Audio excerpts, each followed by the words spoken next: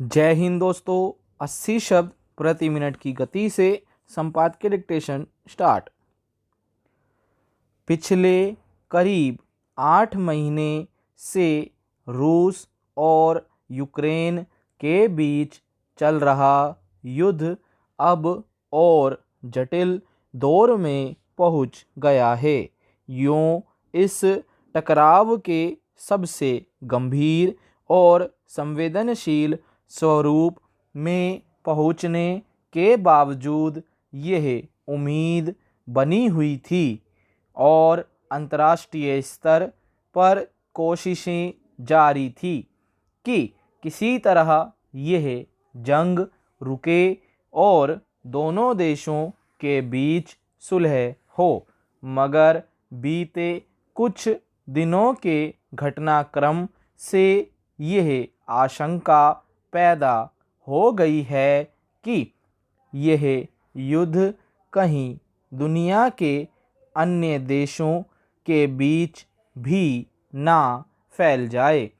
गौरतलब है कि हाल ही में रूस के क्रीमिया पुल के एक हिस्से को तबाह कर दिया गया था, जिसके बाद दोनों देशों के बीच तनाव ने गंभीर शक्ल अख्तियार कर ली थी।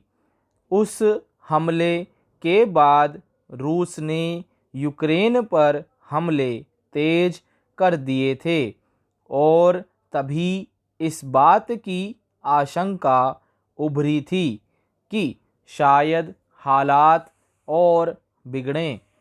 इस बीच अंतर्राष्ट्रीय स्तर पर रूस की निंदा करने से लेकर अन्य स्तर पर युद्ध खत्म कराने की कोशिशें जारी थी। अब जो नया घटनाक्रम सामने आया है वह न केवल यूक्रेन बल्कि समूचे विश्व के लिहाज से चिंताजनक है। हाल में यूक्रेन ने नाटो में शामिल होने को लेकर अपनी सक्रियता बढ़ा दी थी, जिसके बाद नए वैश्विक समीकरण बनने की संभावना बनी।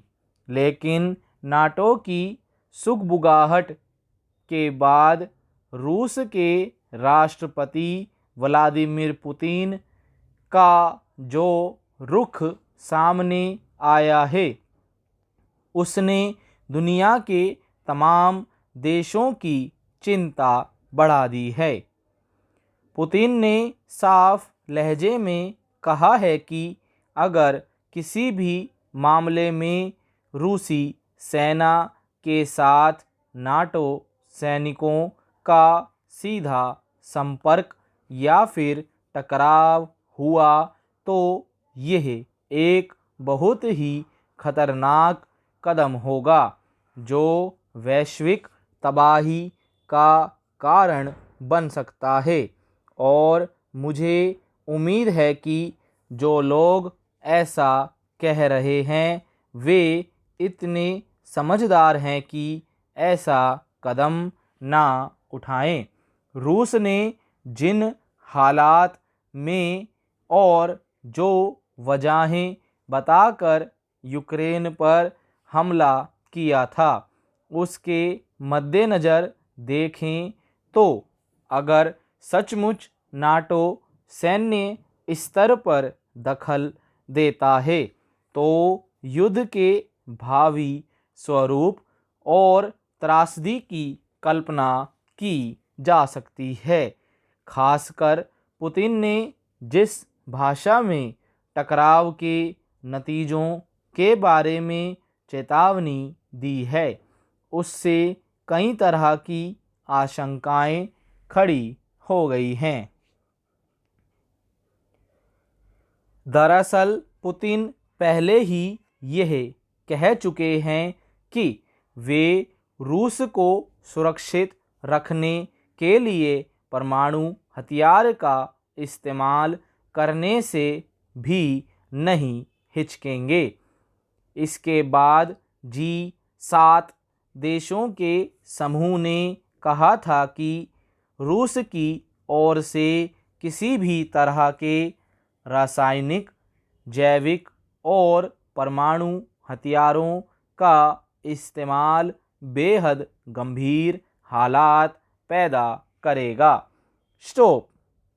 धन्यवाद दोस्तों, मिलते हैं अगली डिक्टेशन में।